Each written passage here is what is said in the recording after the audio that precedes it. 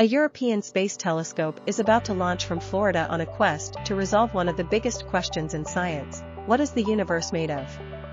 The Euclid mission will make an immense 3D map of the cosmos in an effort to tie down some of the properties of so-called dark matter and dark energy. Together, these phenomena appear to control the shape and expansion of everything we see out there. Researchers concede, however, they know virtually nothing about them. Neither dark matter nor dark energy are directly detectable. This big gap in knowledge meant we couldn't really explain our origins, said Professor Isobel Hook. Euclid's insights will be our best bet to get on to a path of understanding, the astronomer at the UK's Lancaster University believes. It will be like setting off on a ship before people knew where land was in different directions. We'll be mapping out the universe to try to understand where we fit into it and how we've got here, how the whole universe got from the point of the Big Bang to the beautiful galaxies we see around us, the solar system, and to life, she told BBC News. The €1.4 billion, £1.2 billion, Euclid telescope is primed to go up on a Falcon 9 rocket from Cape Canaveral at 11:12 local time, 15:12 Greenwich Mean Time, 16:12 British Summer Time. Euclid will be dispatched to an observing position about 1.5 million kilometers from Earth, on the opposite side of the planet to the Sun.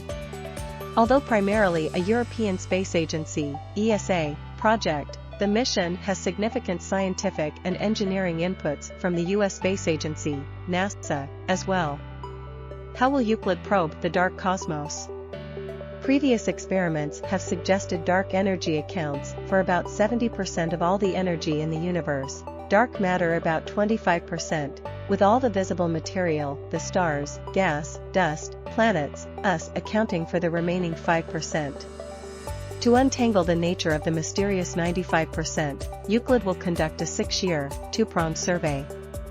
A key task will be to map the distribution of dark matter, the matter that cannot be detected directly but which astronomers know to be there because of its gravitational effects on the matter we can see. Galaxies, for example, could not hold their shape were it not for the presence of some additional scaffolding. This is presumed to be dark matter, whatever that is.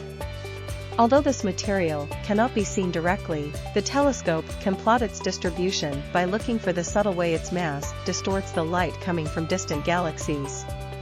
The Hubble Space Telescope famously first did this for a tiny patch on the sky, just 2 square degrees. Euclid will do it across 15,000 square degrees of sky, a little over a third of the heavens. Central to all this will be the telescope's VIS, or visible, camera, whose development was led from the UK. The images it will produce will be huge, said Professor Mark Cropper from UCL's Mullard Space Science Laboratory. You'd need more than 300 high-definition TVs to actually display just one image.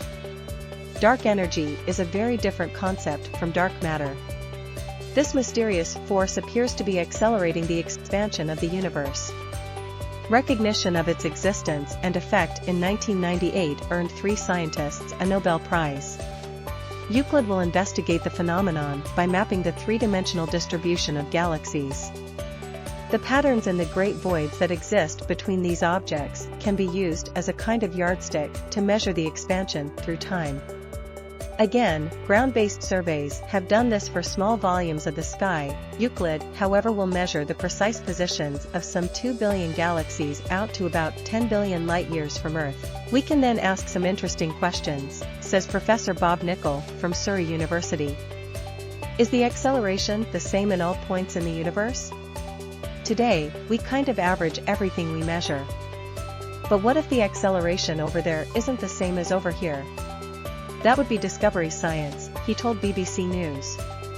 Euclid won't be able to say definitively this is the nature of dark matter and dark energy, but what it should do is narrow the scope of the models and ideas that flood current thinking.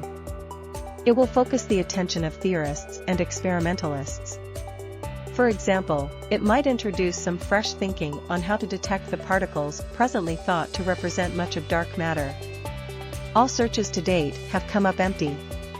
And as for dark energy, Euclid may tell scientists that, far from being some intrinsic property of the vacuum of space, their current best guess, this unknown force has a better explanation in a modified theory of gravity.